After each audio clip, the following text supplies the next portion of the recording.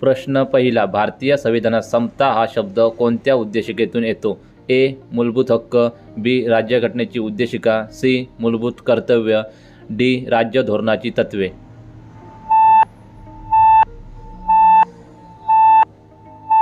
आणि उत्तर आहे राज्यघटनेची उद्देशिका. प्रश्न दुसरा. भारतीय राज्यघटनेतील कलम 21 खालीलपैकी कोणत्या हक्काशी संबंधित आहे? ए. समानतेचा हक्क. बी. धर्मस्वातंत्र्य. सी. जीवन व वैयक्तिक स्वातंत्र्याचा हक्क. डी. शिक्षणाचा हक्क.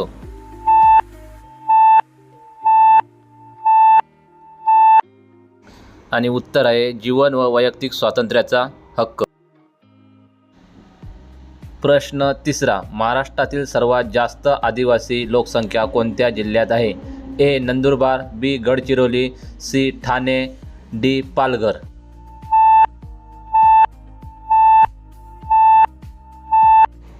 आणि उत्तर आहे ए. नंदुरबार.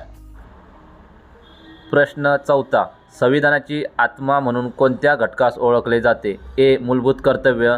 बी. उद्देशिका. सी. न्यायपालिका. डी. संसदीय व्यवस्था.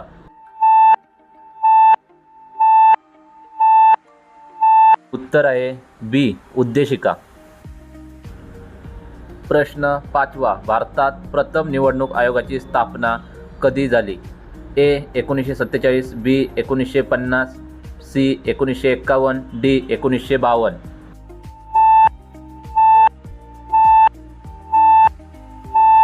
आणि उत्तर आहे बी. 1950. प्रश्न सहावा. खालीलपैकी कोणती नदी पश्चिम वाहिनी नाही? ए. नर्मदा. बी. तापी. सी. गोदावरी. डी. पेरियार.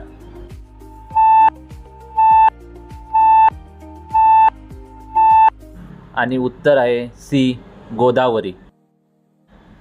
प्रश्न सातवा. भारतात राष्ट्रीय आणीबाणी कोणत्या कलमान्वये जाहीर केली जाते? ए. कलम 352. बी. कलम 356. सी. कलम 360. डी. कलम 370.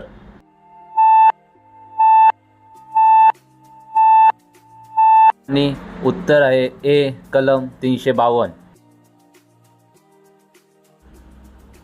प्रश्न आठवा. पंचायत राज व्यवस्थेचा घटनात्मक दर्जा कोणत्या दुरुस्तीमुळे मिळाला? ए. 42वी. बी. 44वी. सी. 73वी. डी. 86वी.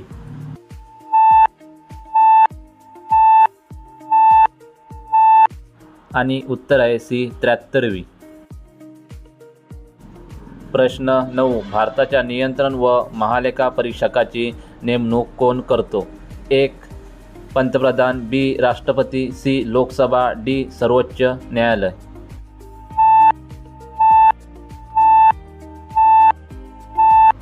आणि उत्तर आहे लोकसभा. प्रश्न 10वा. खालीलपैकी कोणता आयोग स्थानिक स्वराज्य संस्था यांच्याशी संबंधित आहे? ए. मंडल आयोग. बी. सरकारी आयोग. सी. बलवंतराय मेहता आयोग. डी. काकोडकर आयोग.